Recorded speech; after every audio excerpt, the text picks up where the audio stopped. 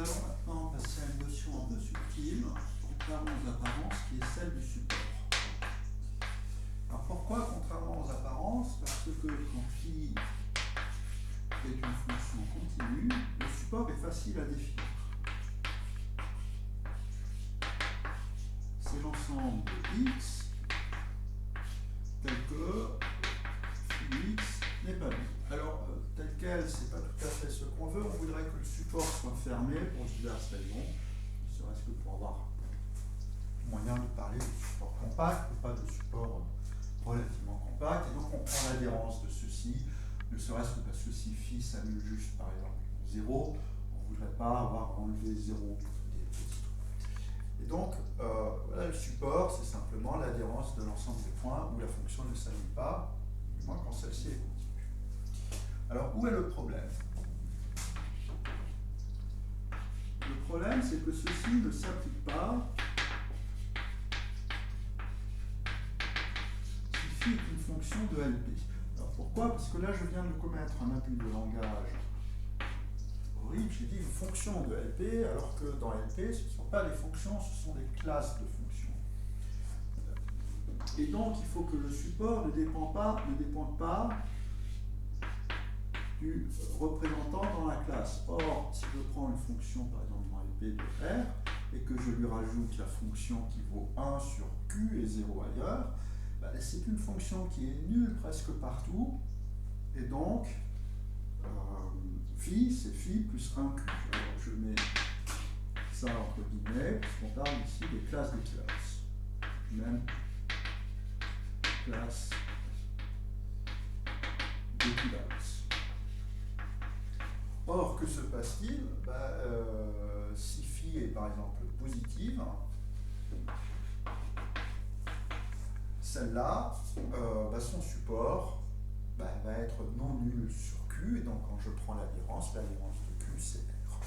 Et donc, celle-là, si je prenais ceci comme support, son support serait R, alors que par exemple, si je prends en fonction caractéristique de moins 1, je voudrais moins 1. Ou simplement, si phi est toujours continu, je ne voudrais pas que le support dépende de la classe. Et donc, ceci n'est pas la bonne façon de définir le support en toute généralité. Donc, voilà d'où vient notre problème, c'est déjà ceci. Donc, en particulier, je ne vais pas pouvoir étendre cette définition-là aux distributions, c'est absolument impossible. Donc, il va falloir trouver autre chose. Et vous noterez que jusqu'à présent, on s'est toujours allègrement passé de définir le support. On a parlé de fonctions de LP à support compact, par exemple. Ça ne pose aucun problème. C'est dire que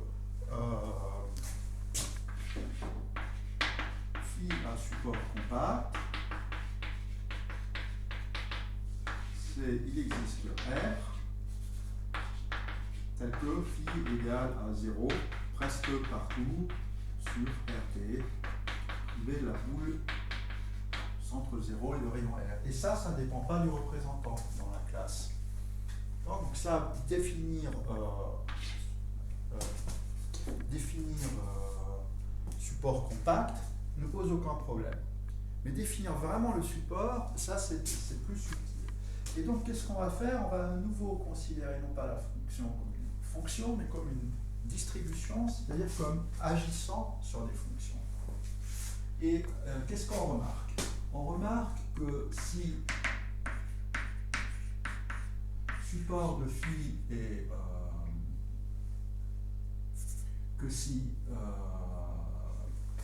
je reprends, on remarque que si phi est continu,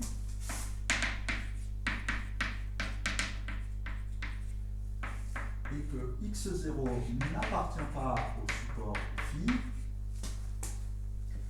alors il existe R tel que, et c'est là pour ça qu'on a pris quelque chose de fermé, tel que B de x0 R, la boule de centre x0 R, elle est incluse dans RD privé du support de phi. Puisque le complémentaire du support de phi étant fermé, son complémentaire est ouvert, vous prenez un point dans un ouvert, il y a un voisinage.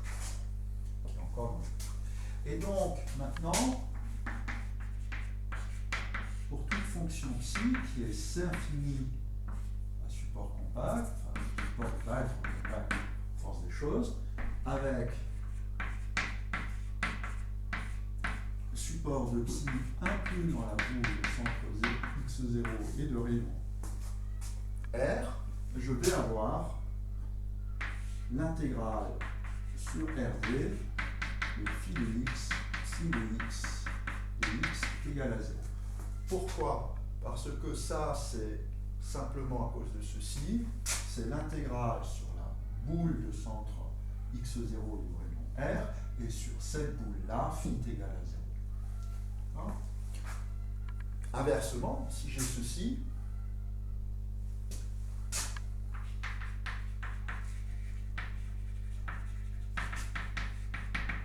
ceci implique que phi est égal à 0 sur la boule de centre x0 et de rayon R. Pour tout psi continu, c'est infini, tel que le support est inclus en V de x0R, le support est maintenant bien défini, j'ai l'intégrale de phi psi est égal à 0, alors on a déjà vu que ça implique que phi est égal à 0 sur cette boule. Donc, voilà. Alors, du coup, qu'est-ce que ça nous permet de dire? Ça nous dit que le support de phi, ou plutôt son complémentaire, c'est l'ensemble des x0 tel qu'il existe R, que pour tout petit, le classe c'est infini avec support de psi inclus dans la boule de centre x0 R, intégrale de phi psi est égal à 0. Bon, et maintenant, qu'est-ce que j'ai? Ça, maintenant, c'est parfaitement défini, même quand phi, d'abord quand phi est simplement dans M1 bloc, et ça, c'est ce qu'on a noté T phi, la distribution associée à phi, qu'on fait agir sur psi. Et donc, voilà la définition du support.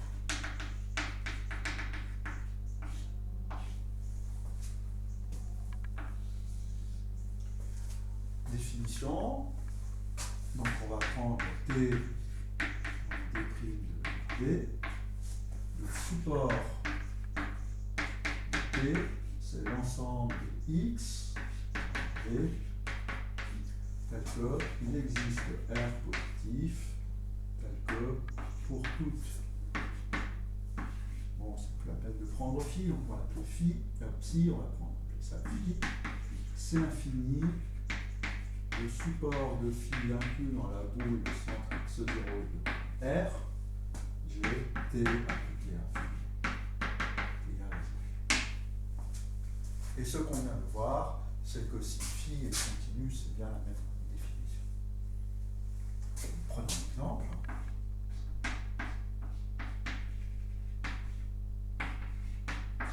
La masse de Dirac en x0. Simplement 0, c'est pareil dans tout cas. Si vous réfléchissez comme un physicien, delta 0, c'est la fonction qui en 0 vaut plus l'infini et ailleurs vaut 0, et donc son support, selon cette définition-là, c'est simplement le synchrotron 0. Et cette réflexion est la bonne, parce que c'est bien ce qu'on va avoir. Qu'est-ce qui se passe? Et c'est là que la subtilité, il faut bien comprendre que le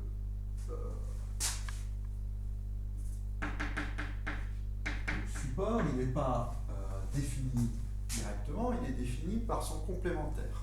Donc si je prends un point x qui n'est pas 0, et si je prends phi c infini dont le support est dans la boule de centre x0 et de rayon x0 sur 2, cette boule ne contient pas 0 et c'est ça qui compte, c'est pour ça que je prends l'ordre x0 sur 2 comme un rayon.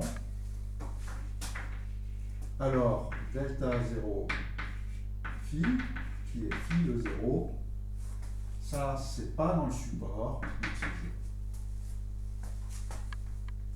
D'accord? Et donc x0 n'appartient pas, voilà mon R, ici, x0 n'appartient pas au support de delta 0. Et évidemment, 0 appartient au support, parce que si je prends, si phi est C infini, tel que phi est égal à 1 sur la boule de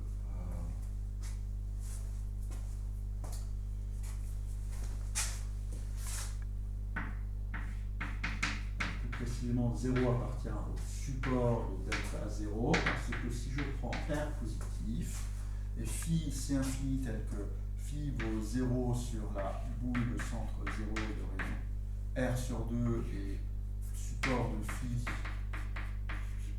inclus dans la boule de centre 0 de R, et on a vu que cette chose-là existe, il y en a pléthore, une fonction comme ça. Et bien, si je prends une fonction comme ça, je vais avoir delta 0, phi de 0. Et donc, 0 n'appartient pas au complémentaire du support, ce qui veut dire que 0 est dans le support. Ainsi, si je ne suis pas 0, je ne suis pas dans le support, et si je suis 0, je suis dans le support. Le support est réduit à 0. Voilà. Et plus généralement, le support de la dérivée alpha m de delta x0, c'est x0. Alors pourquoi? Parce que si delta x0 c'est translaté par x0 de delta, et je vous laisse ceci en exercice, que si vous translatez par A